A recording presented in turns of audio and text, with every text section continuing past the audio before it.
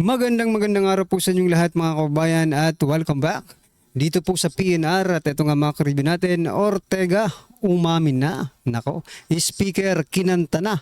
Sunod-sunuran. Yan mga kababayan, patungkol po riyan ang ating alamin at bibigyan ng komento ngayong araw na ito. Pero bago pong lahat, kung bago ka pa lang at di pa po nakapag-subscribe sa ating munting channel, please don't forget to subscribe. At palike na rin po ng video ito. Maraming salamat po. At eto na nga, simulan na po natin to. Sa walaan bayan mo, sa mananakaw tao.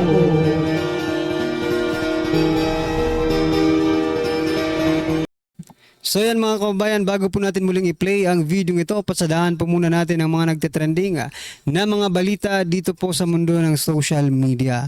Eto mga kababayan, mukhang todo deny ang Kamara, ang House of Representatives na sila po ay sunod-sunuran sa speaker nila, no?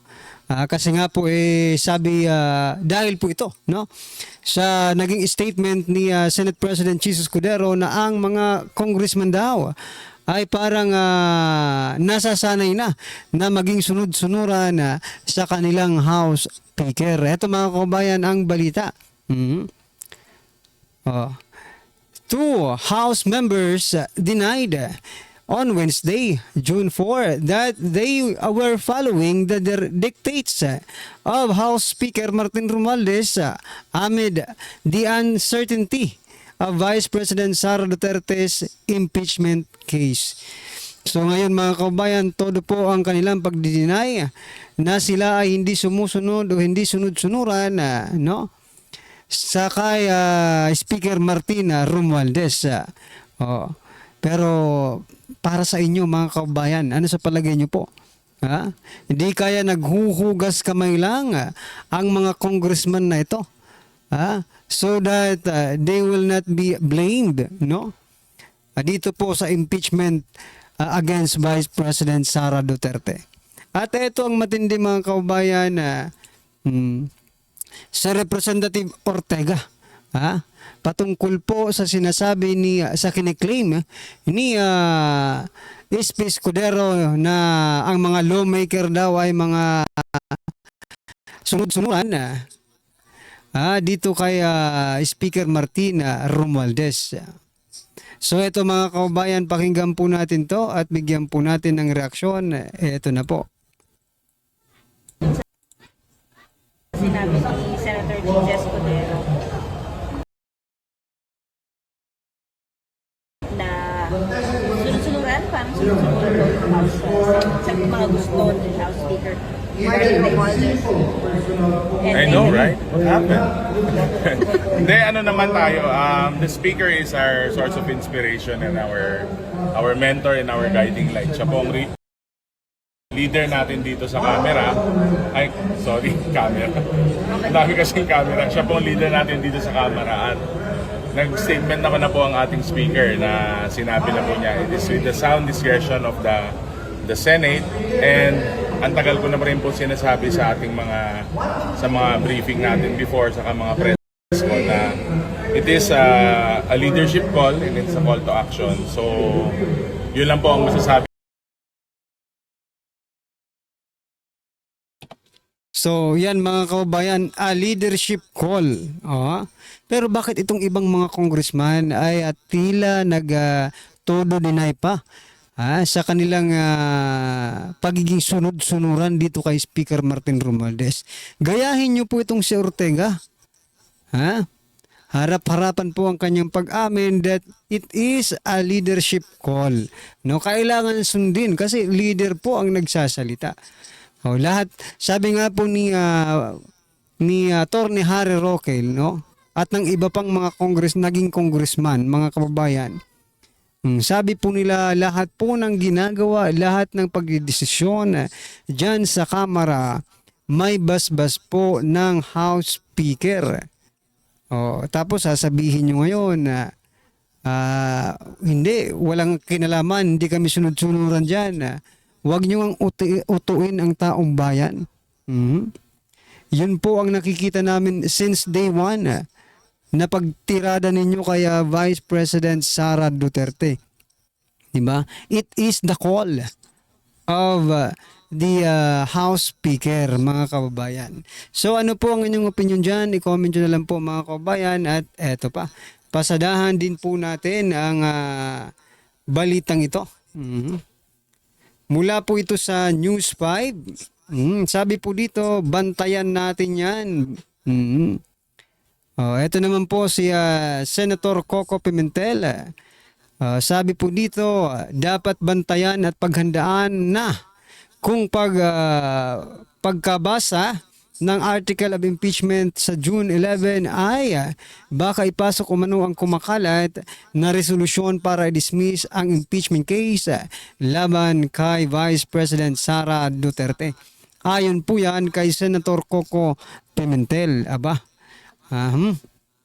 Magbabantay si Senator Coco Pimentel dito po sa resolution na nagsasaad na i-dismiss na itong impeachment trial ni Vice President Sara Duterte. Grabe, no? Grabe po itong si Senator Coco Pimentel. Siya po ngayon ang masigasig. Isa sa mga masisigasig na talagang they really want to pursue, no?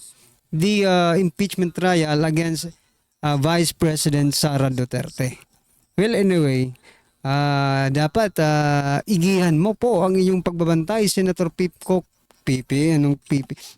Pimentel, para hindi ka malusutan, di ba? Ano po ang inyong opinion dyan? I-comment nyo na lang po, mga kabayan. At eto pa, pasadahan din po natin itong balitang ito mula po sa balita amb.com.ph. Ito naman po, pinagtanggol po ni Jose Castro si President Bongbong Marcos Jr. Dahil ito daw ay sinisisi dito po sa pagkakaantala ng impeachment against Vice President Sara Duterte. Sabi po dito, desisyon ng Senado sa impeachment ni VP Sara, huwag isisi kay PBBM ayon po sa palasyo. Sabi ng mga nagko-comment dito, dapat nung una pa lang naging firm na si President Bongbong Marcos Jr. sa kanyang mga pagdedesisyon sa buhay. Kasi dapat daw doon pa lang sa Kamara ay hindi na po ito nakalusot na impeachment trial na ito or impeachment complaint na ito. Di ba? Kung nagkaroon lang ng political will ang ating President Bongbong Marcos Jr. Ngayon, nandito na sa Senado at ang kanya pong direktiba naman po, mga kababayan, ay hindi niya sinusuportahan. No? Wala siyang pake dyan sa impeachment trial na yan. Ngayon, bilang Senate President, I think sinusunod lang ni President Bongbong Marcos Jr. Ang direktiba ni President Bongbong Marcos Jr. No, itong si Chis Escudero pala. Sinusunod lang ni Chis Escudero kung ano ang sinasabi ng presidente. Alam naman po natin si Senator Chis Escudero, di ba? Kung gaano po ito ka-close sa administrasyong ito, especially sa First Lady at kay President Bongbong Marcos Jr., di ba? Maaari, di ba? Maaaring sinusunod lang ni Senate President Chis Escudero si PBBM. Ano po ang inyong masasabi dyan? I-comment nyo na lang. At ito, last po natin pag-uusapan bago po natin i-play ang video. Ito po. Mula po ito sa Daily Tribune. Sabi po dito, tanggapin nyo na. Talo na ang impeachment. Yun lang yun. Ayon po yan kay Senator Aimee Marcos. Pero mga kababayan, eto sinagot naman po siya ni Castro. Itong si Franz Castro. Sabi naman po ni Franz Castro, ang pagsasabing talo na ang impeachment ay malinaw na pamamaraan ng pagpapalaganap ng kawalang pananagutan. Hindi dapat hinahayaan ang ganitong mindset sa pamahalaan. Ano bang gusto mong mangyari, Castro? kahit walang ebidensya, kahit mahina ang ebidensya at pawang paninira lamang ito sa ating Vice Presidente, ay okay lang sa'yo. Yun ang hindi maganda, Franz Castro. Alam mo nang mali, nagbubulag-bulagan ka pa. Alam mo nang mali, nagbibingi-bingian ka pa. Alam mo nang mali, hindi ka pa gumagawa ng aksyon. Yan, bumabalik sa iyo ang iyong mga sinasabi, Franz Castro, di ba? Ano po ang inyong masasabi dito sa sinasabi ni Franz Castro, mga kababayan? I-comment nyo na lang po. At eto, bigyan po natin ng reaksyon ang video ito. Eto na po. Mga kaibigan, bigyan natin ngayon ng reaction, opinion, itong latest pahayag ni House Speaker Martin Romualdez tungkol sa impeachment. Nako, biglang bumait, parang malungmo, Bisaya, para bang basang sisi, Malumanay. nire-respeto daw niya ang desisyon ng mga senador. Nung una, narinig ko, nung bagong na-postpone yung reading articles of impeachment, nako, astig ang dating. Sabi niya, magtrabaho naman kayo. Gawin niyo ang trabaho niyo. Kami, tapos na namin ang trabaho niyo. Kasi gustong-gusto niya matuloy yung impeachment trial. Kaya lang, sa ngayon, nakikita niya parang malabo na. Okay, ito, sa Facebook reel posted by Chari Murphy. Ito, pahayag ng House Speaker patungkol sa impeachment.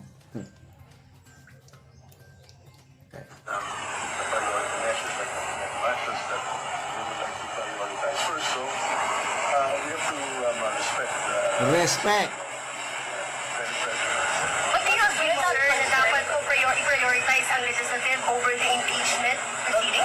Well, as I said, impeachment complaint has been transmitted to the Senate, so it's best we leave it to the sound discretion of the Senate on how they plan on disposing. The Senate has outlined the priority measures like the measures that we would like to prioritize first, so we have to respect the Yun. decision of the President. What do you feel, sir, na dapat po i-prioritize ang legislative over the impeachment proceeding? Well, as I said, impeachment complaint has been transmitted to the Senate, so it's best we leave it to the sound discretion of the Senate on how they plan on disposing. The Senate President So, makita nyo, malumanay siya, sobrang bait. Let's respect the decision of the senators. Mga 2 days ago, may napanood akong pahayag niya. Parang gawin niyo naman yung trabaho niyo. Tapos na ang trabaho namin. Constitutional duty niyo yan. Ganon ang dating. Parang palaban nung una. Ngayon, biglang nagbago ang ihip ng hangin. Naging respectful na siya sa mga senador. Okay. So, ano bang rason nga na-postpone? Sabi, inuna nilang talakayin ang mga priority bills na dapat maipasa. Which to me, tama lang yun. Kasi, paliwanag ni Senator Escudero, pag hindi nila gagawin yun from June to up to now, hindi na maipapasa yung 12 priority bills. So, ano bang unahin mo? Yung impeachment? Ano bang? Sinong makikinabang sa impeachment? Taong bayan o ang mga nag-aambisyon na magpresidente?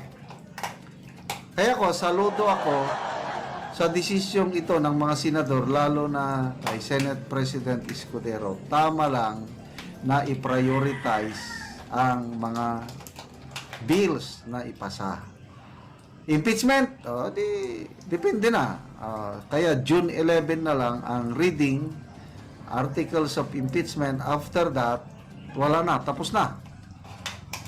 Ang mga prosecutors, wala na daw silang visa. Nag-expire na yung term nila. Ibig sabihin, goodbye. Congressman Joel Chua, Loestro, kung sino pa, depende na sa So yan mga kaubayan, mukhang hindi po nagtagumpay si Dilima at Jokno, ha? Sa paglilitis dito kay Vice President Sara Duterte. Nako po, is, 'di ba? Sila itong mga invited prosecutor lang dahil sila po ay kapapanalo lang nila, 'di ba? Inimbitahan po sila ni Speaker Martin Romualdez to be part of the prosecution panel ng House, no? House prosecution panel, 'di ba?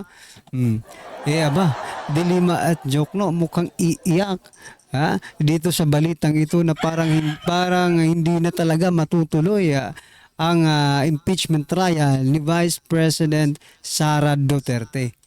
Bukod dito mga kababayan, sayang po ang oras, ang pera na ginugol, na na ginamit, no? Dito po sa impeachment complaint na ito galing sa Kamara. Ang hirap po ang dami pong pinagdaanan ng impeachment complaint na ito para lang pirmahan ng mga kongresista, di ba? Ang dami po nang nagkaroon ng kontrobersya dahil po dito sa pagpirma sa impeachment complaint na ito, di ba?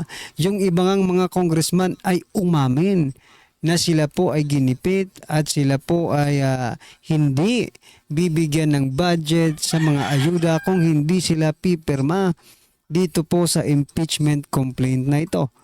Kaya malamang sa malamang mga kaubayan, sila po ngayon ay naiinis, nalulungkot at nagluluksa. Dahil hindi na po matutuloy yung kanilang pinaghirapan, kanilang pinagpaguran at binigyan ng oras para lang makumpleto ang perma, di ba? Dito sa impeachment complaint na ito.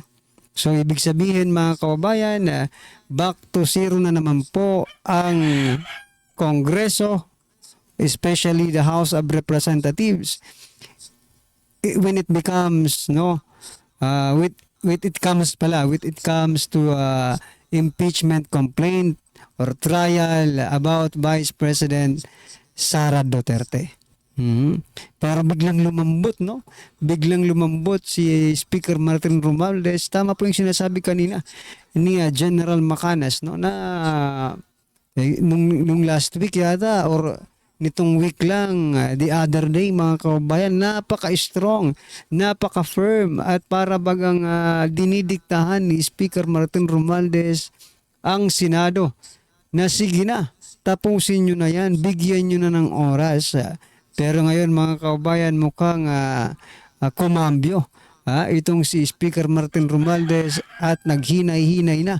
At parang ang kanyang tono ay parang may respeto na. Hindi tulad ng nakaraang kanyang statement mga kababayan na parang talagang dinidiktahan niya, inuutusan niya ang Senado to act, no? Pero wala siyang nagawa mga kababayan sapagkat iba rin si Escudero. Ano pong inyong masasabi dito mga karibin natin? I-comment nyo na lang po sa baba para at least alam po natin mga kababayan ang inyong opinion. Maraming salamat po. Please don't forget to like the video. Maraming salamat po. Sawa na ang bayan ko sa magnanakaw na tao.